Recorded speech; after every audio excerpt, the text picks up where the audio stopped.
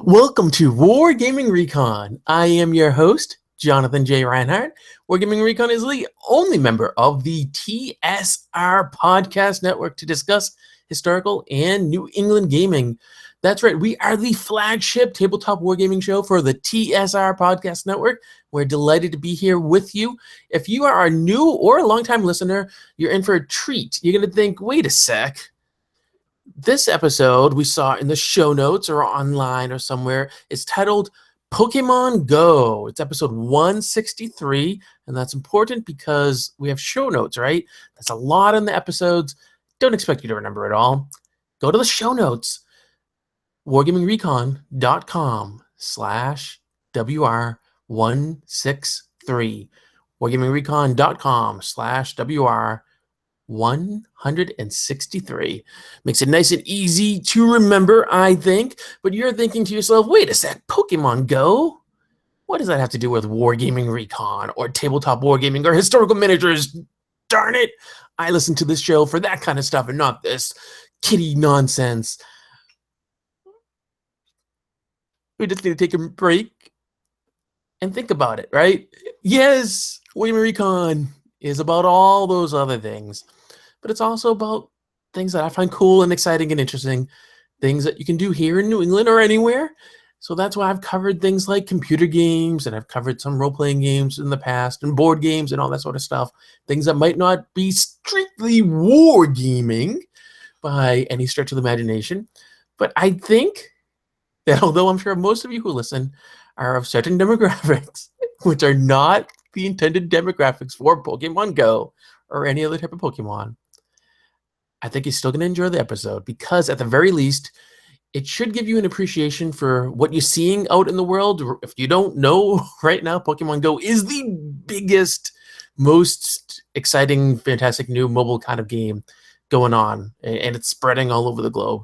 So you've probably seen people playing it. You might wonder what's going on with it. Or maybe your friends or family members who are playing it, kids, grandkids, nieces and nephews, kids at your work or at school or wherever. You've seen people playing it. You have to have. Just judging by what I've seen on social media, even if you're not of the intended demographic, you've seen people play it. And let's be honest, the intended demographic are teens and preteens at the most.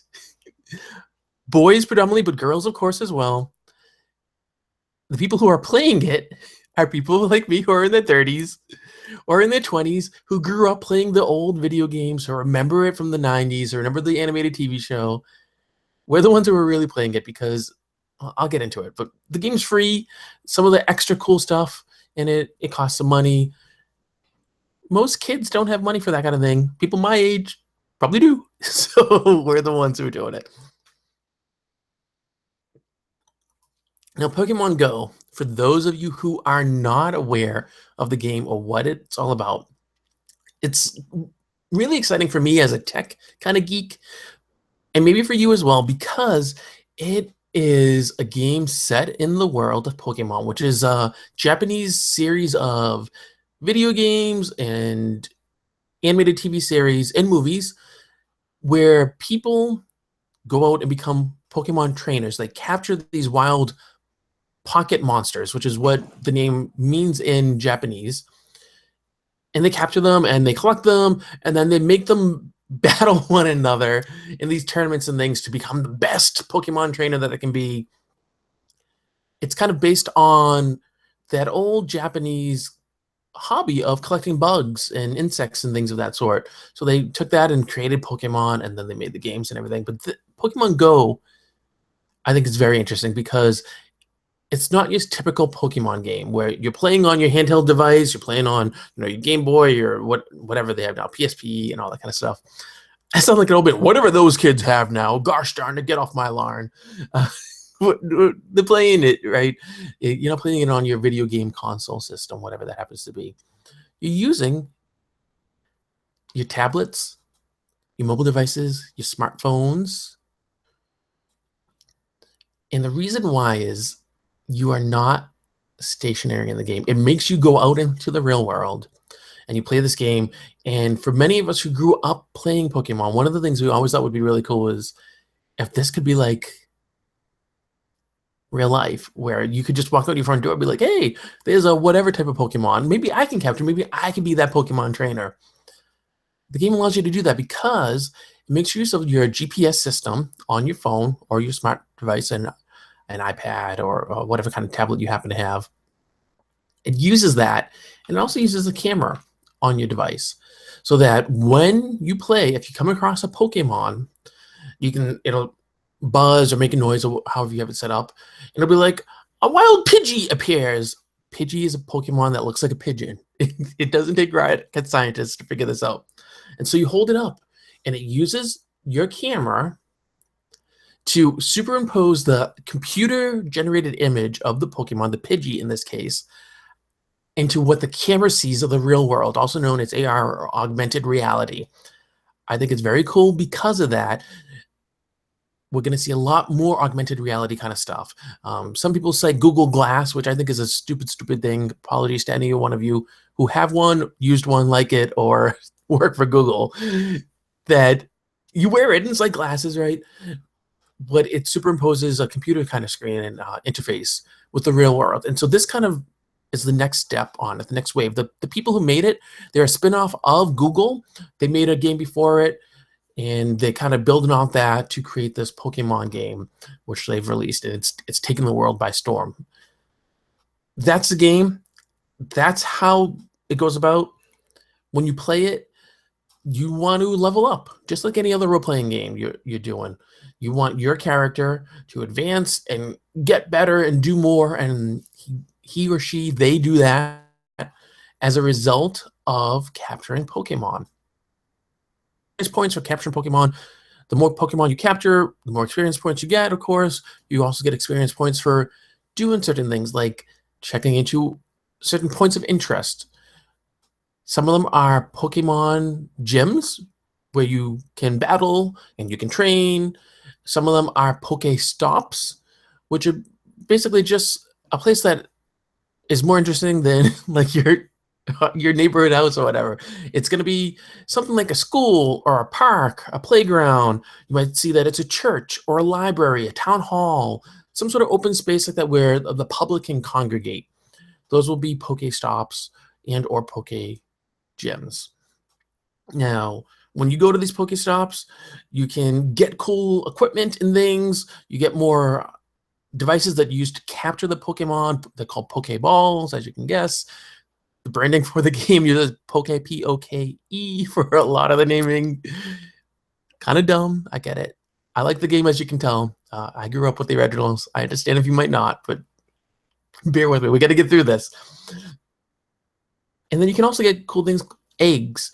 Another dimension of the game is you can hatch Pokemon. So when you get an egg, you put it in an egg incubator, because it's just like real life. If you had baby birds, right, that you rescued from somewhere, the mummy bird's dead, and you work at a wildlife sanctuary or whatever, and they're trying to, get them going. You put them in the egg incubator. You work at Jurassic Park, and you're breeding dinosaurs.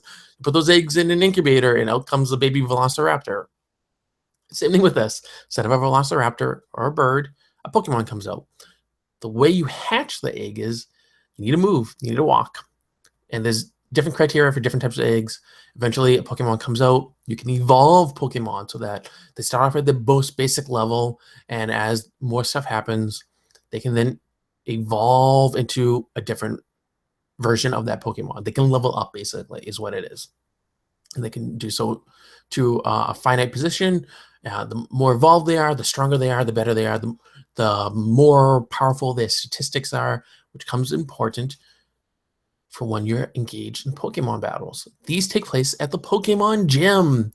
So if you belong to a team or a faction that is the same color as the team/faction that owns the gym, you can train there. So for example, let's say I am Team Red, and there's a gym near me, and it is also Team Red. I can go in, I can train and try to level up. If, however, I am Team Red, and that gym is owned by Team Blue or Team Yellow, I have to fight to take control of it. And once I have control of it, or rather my team has control of it, I can then leave behind one of my Pokemon to help guard it. So to put it into sort of some sort of terms that are more familiar to those of you who usually listen to Wargaming Recon, Think of it this way. If you are the general of a division and you've come across a town and you're at that town and you see that there is a great vantage point, you want to place snipers in the church bell tower, you need to make sure that there are no other troops from the enemy side in that church bell tower. And once you've done so, you can put your snipers in there and leave them there, and they defend it. And they're there defending that location in your town that you've captured and you're occupying, so that even after you leave, if you leave snipers or some sort of troops in that location, they defended it until they are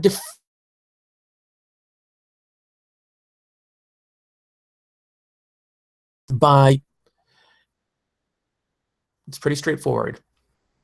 And that's the game. So you go forward and you do this, and it encourages you, to do all sorts of stuff.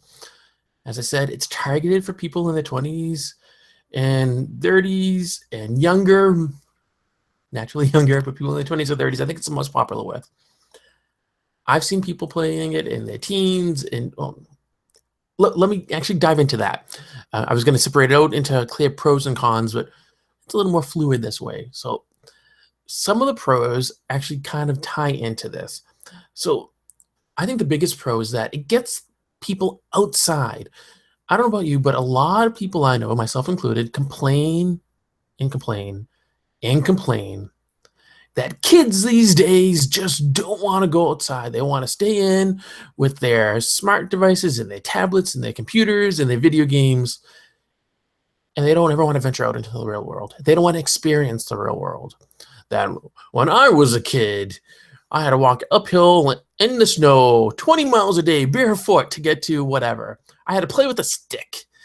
I remember hearing those kind of stories, right? Not real, some of them, but hearing them from like my parents and my grandparents. And I kind of get what they meant, that, yeah, it's fun and cool to be inside playing our computer games and our video games or painted models or whatever. But it's nice to get outside, to see what's going on in the real world. Don't just let life pass us by. So this game encourages kids, anyone who's playing the game, encourages them, you, me, whoever, encourages us to get outside and to see what's going on. And I know you're thinking, you're not seeing anything if you're walking around like this with the phone in your face and you're not looking at anything, and you're just like, I'm looking at here trying to see what's going on my phone in the game. And I hear you, but it is inevitable that you will look up. You're going to look around. You're going to see what's going on. And even if it's because you say, hey, there's a Pokemon here I need to capture, and I think I'm in the right spot, but I don't think so. Let me look and see where else it can be. And that brief moment that you look in to see, where is that stupid little pocket monster? You're going to look around and you're going to see some of the beauty of nature. You're going to see some wonderful plants and animals, people and things and places and buildings and all sorts of cool stuff. And maybe, just maybe, you might get interested enough in some of that to pursue it a little bit more. I think it is fantastic that people are getting out and seeing this kind of stuff. I can speak from my own experience, just in the little bit that I played the game, that I've gone out and I've experienced and seen parts of my town that I've never been to before. So I started out on a walk, and I said, I'm going to go and I'm going to play the game and get a walk in and see how it was going, and ended up in parts of town. And I was like, wow, look at these houses. They're nice. And oh, those lawns are really pretty. And look at all these wild bunnies. And it's so nice to see the bunnies. I'm going to stop for a moment. And because I'm a bunny kind of guy, make fun of me, I don't care. I'm going to talk to those wild bunnies and say, hey, bunny, how's it going? What are you eating there? Do you want to come to my house and eat my grass so that way we don't have to mow it? We get some tasty stuff there. I have bunnies too. They're fluffy, but they're not like you.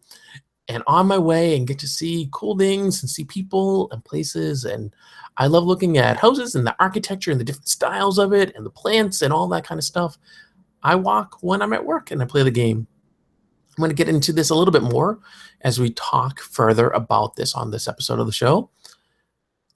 There's this awesome nature path near where I walk, near where I work. I use it to walk, of course.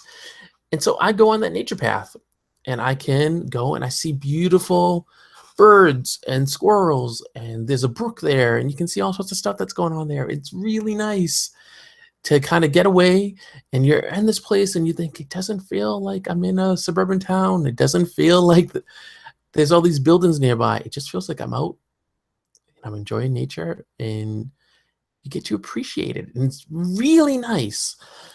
Is everyone going to do that? No. Some people will always just have their nose in their phone, in their smartphone, or their tablet, or whatever they're using to play, and just say, I gotta get this thing, I gotta level up, I gotta do this, and they're not gonna look around. But those are the same people who would do that even if they didn't have the game.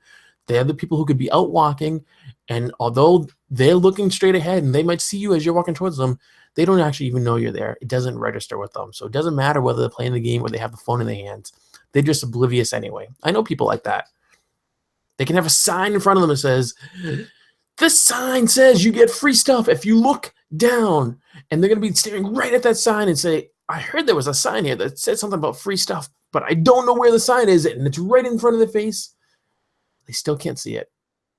Those people exist, and sure, some of them are going to play the game, and some of them are going to have that experience where they're not going to get to enjoy the world outside. But that would happen anyway for them. Another great thing about the game is, and I've kind of alluded to it a little bit, is that it encourages physical activity. So I don't know when the last time was you may have looked around you at a gaming convention or at a club night and seen the other wargamers with you and looked at them and thought, maybe, just maybe, some of these wargamers could be doing a better job of taking care of themselves. I know I am one such wargamer who definitely needs to do a better job of taking care of myself. That's without a doubt. I am not trying to say I'm exempt from this. So should you ever see me at a gaming event or a convention and thought, Jonathan's talking about people, but that dude really should lose a little bit of weight. I hear you and I get it. And that's my point, right? So for a long, long, long time, I've kind of said, I want to get out and I want to walk. And I used to walk every day during my lunch break, half hour, 45 minutes, depending on how quickly I could eat my lunch. And I'd go out, I'd walk a mile and a half, maybe 2 miles if I was doing really well, right? I'd come back to work and do my thing, and then that was that. And I would feel happy about it. And then it kind of stopped. And then I would find excuses. Well, I want to walk, but maybe it's too hot out. Maybe it's not warm enough out. Maybe it's rainy. Maybe it's windy. Maybe I'd rather, my legs hurt because I've been doing a lot today at work. Maybe I just want to sit here and eat my lunch, and maybe, there's a newest episode of whatever TV show you like, Game of Thrones, whatever. I want to get caught up. I need to watch it because I can't watch it at home, because when I get home, I got to take care of the baby and there's all the stuff to do, and then it's bedtime because I'm so tired, and so I can't watch any of that. So I got to watch it during lunch, and that means I can't walk, right? Because I have to do this. Well, you don't. This game has been an impetus for me to actually say, okay, I like the game. I'm excited about the game. The game means I need to get out and walk. So I'm getting out to walk. I get out and walk. It is that carrot I need. And maybe it's a carrot that other people need. Maybe it's a carrot that you need. And you're thinking, well, a carrot's good. A stick can be better. And that's true. And the stick is, if I don't get out and walk, I don't get anything. I don't get to say, oh, I got a cool new egg. I got a cool new Pokemon. I leveled up. I don't get to do that. And then I fall further and further behind. And the further behind I fall, the less I can do in the game. So if I want to be able to do stuff in the game, I need to walk. I need to level up. It's just like playing a role-playing game, right? If you never show up to night when your team plays, eventually they're probably going to cut you from the team. But that aside, they're all going to level up and you won't. Next thing you know, you start playing and you're gone for 3 months because you can't make club night.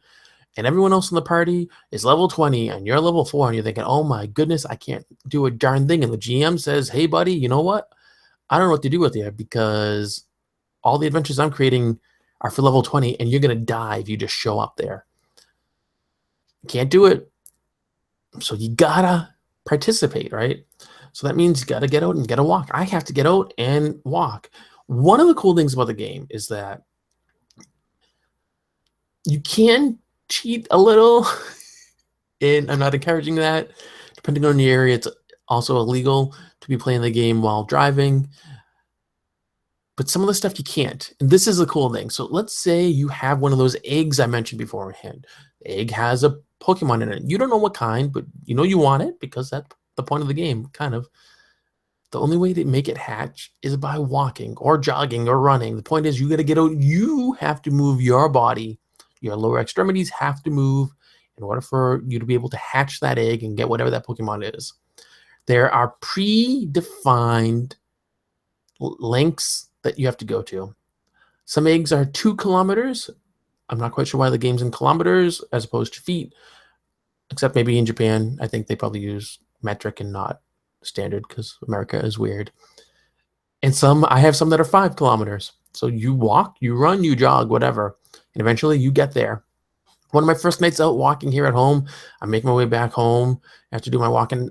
This guy's running down the street. He's going, I hatched an egg. I hatched an egg. And I'm like, yay, good for you. And I'm thinking, I don't know you. And what do you mean you hatched an egg? But I didn't want to say that because I'm thinking, if that's weird, then you don't ask a weirdo what they meant by hatching an egg because you don't want the answer. So you just keep walking.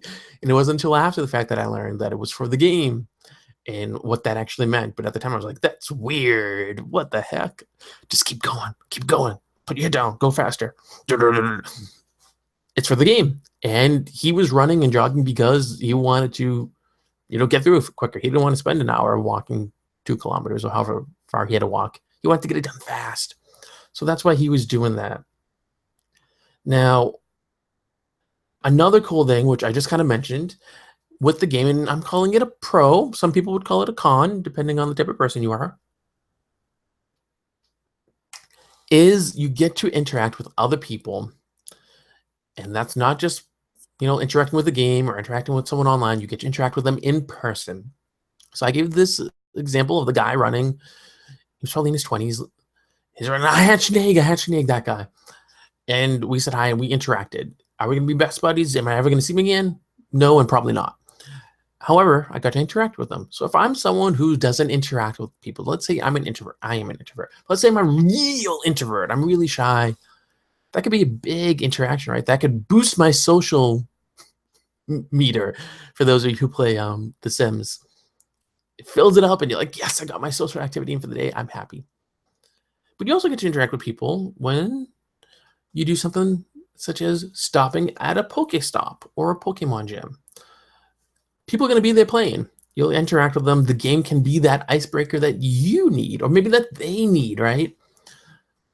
An icebreaker can be very handy, especially when there's people who you don't know, and maybe you're socially awkward like I am. I'm very socially awkward.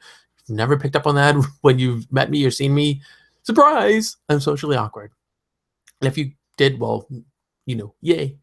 So you can use the game as an icebreaker. And when you're hanging out at a Pokestop, you can be there. And one of the things that people can do, they can drop a special piece of equipment. It's called a lure, which encourages Pokemon, the monsters, to come to that location.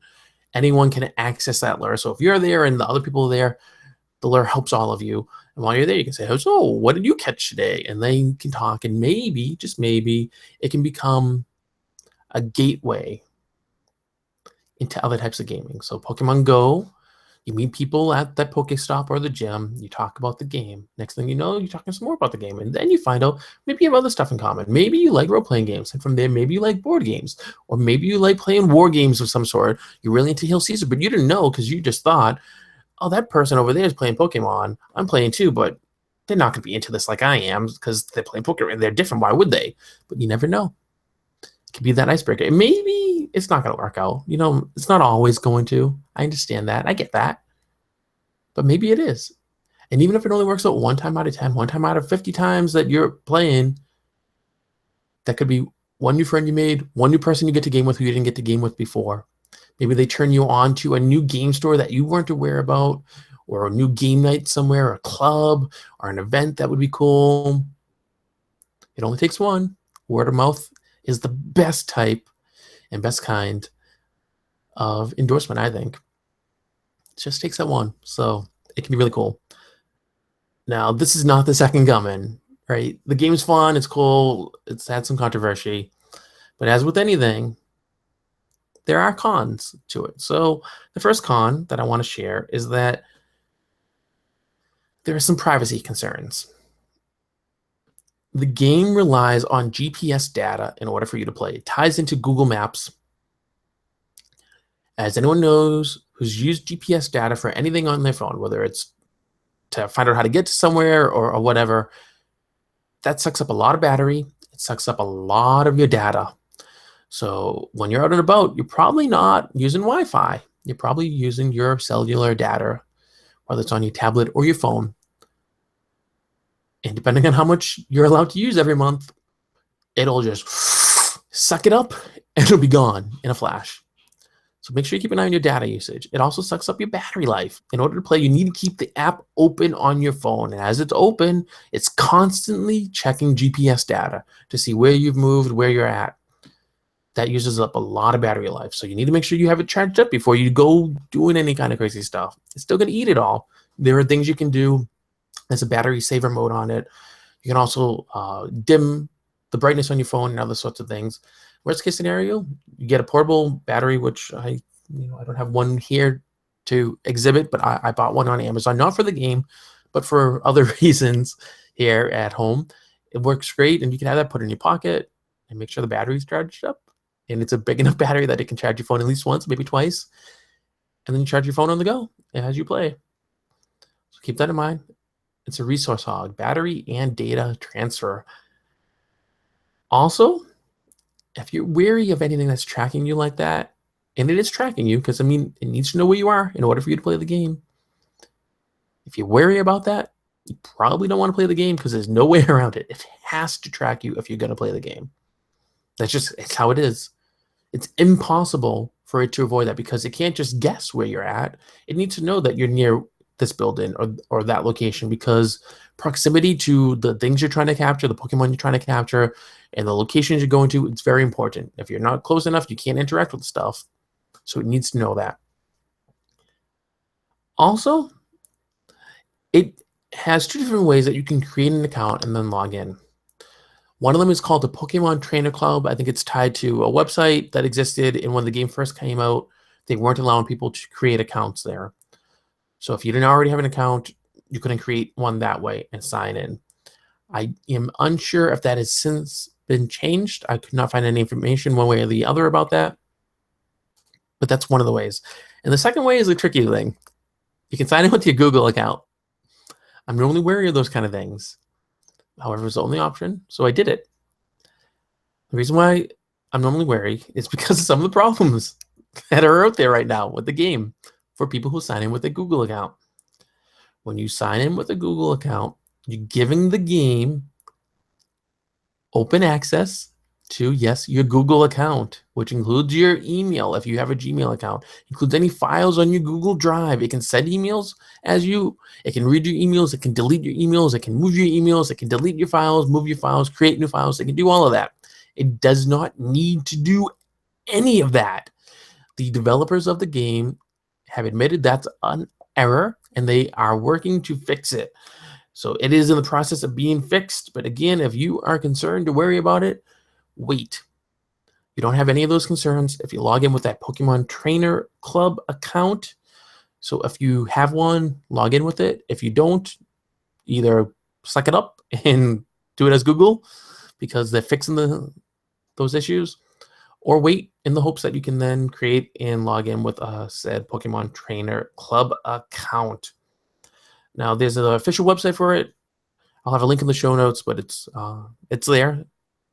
So it's easy. You can go to and find more information. The game you can download for iOS. It's for Android. It might also be on the Kindle operating system for people who have Kindle Fires. Kindle uses the Android operating system, but it's a version of it. So it's not everything that works on Android works on a Kindle, and vice versa. It's something that I've learned. But true. And that is Pokemon Go. So should you be interested, I think you can find me on there. If not, I'll share photos from time to time. And if you're not interested, I am sorry. But this is a very popular game, one I'm actually enjoying. And whether or not you're aware of it, you have probably seen people play it. You probably know people are playing it. They may not admit it. They might feel that they're going to get shamed. Maybe fearful that you will shame them. I hope not, but they might be concerned about that. But you know people who are playing, and now I hope you have a greater understanding and appreciation for why they are, whether these people are your friends, your coworkers, your family members, again, kids, grandkids, nieces, nephews, who knows? Me, right? I play. You know me through the show. So I am someone, if no one knows, I'm someone who plays the game. So there it is. And now maybe you can understand a little bit more about it and just why it is and what it is and all that kind of cool stuff. So now, with that being said, we are going to move on to the favorite segment of the show that I have, which is Mailbag. Mailbag, as the name might imply, is where I get to deal with listener feedback. It could be emails from you or people like you, stuff on social media, or however you get in touch with us, the way you get in touch. We're on all sorts of different things. You can email Jonathan at wargamingrecon.com. I love getting emails. We're on Twitter at CWF Gamecast.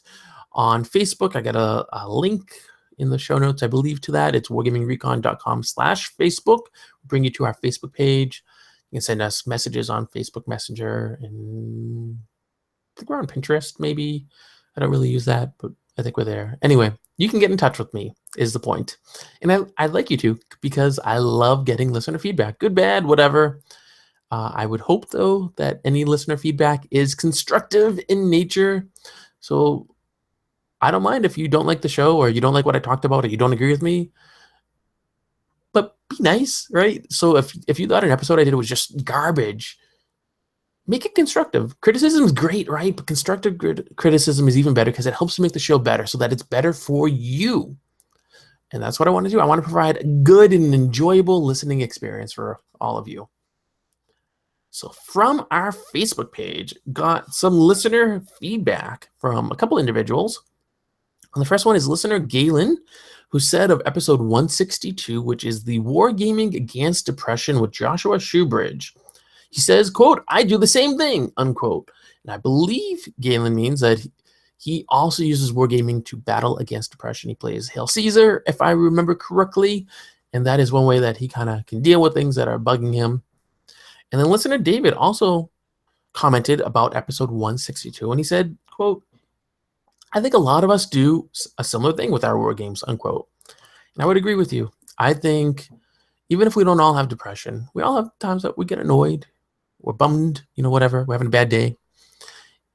Wargaming can help with that, whatever level you're at. And if you listen to the episode, you know that Joshua has different levels that he goes to. So he can tell if he's like in the deepest, darkest pits of depression, that certain things are going to help him better than others. Maybe he shouldn't paint. Maybe he should read rules, or vice versa. It's important to know those things. It's important to know you, and to get help if you need it. So I'm glad that Galen and David, both of you, listened and enjoyed the show, and that you find wargaming to be helpful to you for when you need it. That's what a hobby should be there for. It should be there to help us and lift us up and not make us feel like crap. It's how I feel. So thank you both for your very kind comments. If any others of you have comments, please send them. I told you how to get in touch. Jonathan at Wargaming Recon. We're on Facebook and, of course, on Twitter, so you can get at me all those cool ways. And then we have some announcements I would like to make. I want to remind everyone that we are the newest, actually, the second newest member of the TSR Podcast Network. The Mythwits have just officially joined. So we are no longer the newest member, but we are almost the newest. And what we can say that the Mythwits cannot is that we are the flagship wargaming podcast. Woo! That's pretty cool, right? I think I get to woo at that. I can be a little excited at that. So you can visit wargamingrecon.com/TSRPN. Don't worry, link in the show notes to that. And if you're not aware, this is a TSR helmed by Jason Elliott. It was affiliated with Tim Kask and Frank Menser, and it might still be. That's a little muddy to me. I'm not quite clear on that. That's okay. When I need to know, I'll be told. And then Peter Blix Bryant, as I have said, is the network's producer. He's also the head honcho and host of the Mythwits. He's really cool because he knows a lot of the really interesting techie kind of things, and he can get deeper into that sort of stuff than I can. So he's going to be using those skills to help make Wargaming Recon better sounding and a better quality show just all around on that backside. So things you might not see behind the scenes, he's going to be helping out with all those sort of stuff. I'm very excited about that. And then, of course, as a result of this, I did have to leave the Troll in the Corner podcast network. So Wargaming Recon's no longer there, but my other show, should I ever do another episode of it, Geeks Explicitly, yep, that is still there. So I'm still an editor over there, and I am a host, or the talent, I guess they say, at TSRPN. And then I want to remind all of you about the sponsor of the show, the MHWA, the Maine Historical Wargamers Association. They are a great group of guys, just incredible what they do up there in Maine. They put on Huzzah, which is how I've gotten to know some of them. And Huzzah is my favorite historical wargaming convention. They do so much stuff up there. It's a joy to go. I will be at Huzzah in 2017. I'll do another live recording. I'll have details, as we get closer, because Huzzah will be May 19th through the 21st of 2017. And, well, Wargaming Recon honestly would not exist if it weren't for the kind sponsorship of the MHWA. So my hat's off, and thank you to all of those kind gentlemen. And speaking of people who help the show to exist, I need to thank my Patreon sponsors, because that's the other piece of the puzzle. A lot of pieces in this puzzle to keep the show afloat. You wouldn't think it would cost what it costs to have a guy talk into a microphone, but it does. There's all sorts of things. And maybe someday I'll do an episode and bore you all to death just on all that kind of stuff. It's probably not going to be of interest to anyone, so maybe I won't. Anyway, I want to thank my Patreon backers, Dave and the War Games at Battleshades Facebook group, Patrick and Chris Parker of Day of Battle Games, for their kind support and generosity through Patreon. Some exciting Patreon news, actually, I'd like to share. Right now, we are $1, that's right, $1 away from reaching the next goal. You're thinking, woo, that's nice, but who cares? Next goal is really cool. So once we reach the next goal, I can then afford to get and pay for a service that will help streamline the whole process of sending out rewards to Patreon backers. And that'll save money on postage, and also should allow me to offer more stuff to international backers at reasonable prices. So if you listen and you're not in the US and you thought, I would love to support the show because I like your backer rewards, I've wanted a t-shirt or the awesome custom dice. I love these dice. I know it's a segue, but darn, they look good. Thank you, Christopher Rhett, because they are so good. I wish people would back at that level so I could give them out. None yet, but I know we will. So once we reach this next goal, we can start streamlining all that kind of stuff. It's only $1 away. So if you haven't supported the show yet on Patreon, I ask that you consider doing it. You can get in for just $1, and that'll get you access to some cool stuff. You get behind the scenes content, and you get episodes before everyone else. And we have levels more advanced depending on what you want, such as you can get a set of 6 of these awesome, they're just so cool, custom laser engraved etched wooden D6 Wargaming Recon logos on them. They'll serve you well. They roll well. They really do. $18 reward level. You get a set of 6 of them mailed to you from me with my thanks. And there's other levels in there. So it's worth doing. And if you already support the show, I'm going to ask if you are so able to maybe consider raising your pledge a little, because then we can reach this goal and keep on moving forward towards the next goal. But this goal, it's a good one. Once it's reached, I can start offering those goods and rewards to people, and maybe do more for international listeners, which is something I really want to do, but that international postage just kills me. And it's also a pain, honestly, to do stuff with the way that I have things set up, because I'm trying to do things on the cheap, because it costs money for all this kind of stuff, and I'd love to do it, but if you don't have it, you can't do it, right? But I want to get stuff to you guys. I really do. And it's hard. But signing up with the service will make it easy so that I can then do it. And I know there's at least a few of you internationally who've asked about backer rewards, t-shirts and things. And I've said, well, you know, I want to, but I can't offer it just yet. We do this and then I can. So $1 away is what it will take. And what else do I have for you? Let's see. So I talked about the Patreon, wargamingrecon.com/Patreon, Patreon. Don't worry, link in the show notes at, what was that? Yes, wargamingrecon.com/WR163. That's wargamingrecon.com/WR163. I want to remind you about our episode guide because that has information about upcoming episodes. We are trucking along and getting closer towards the end of the year, and things are filling in. We're going to be having other guests on and topics and things. You find that all on the episode guide. The next episode comes out, what do we have? Oh, wow, August 1st. So that'll be August 1st, and I have a tentative topic in there, and we'll see how things go. And then at this point, we're done. I know I do it in the credits, but I want to remind everyone to just kind of take a moment and join me in this moment of silence, because Wargaming Recon is dedicated to the memory of a very long-time listener, a wonderful guy, Andrew. He passed away. God, it's been a year, I think, now, actually.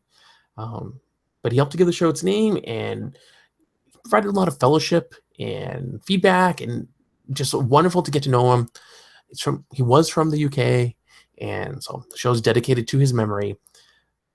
I ask you to join me in this moment of silence in honor of his memory.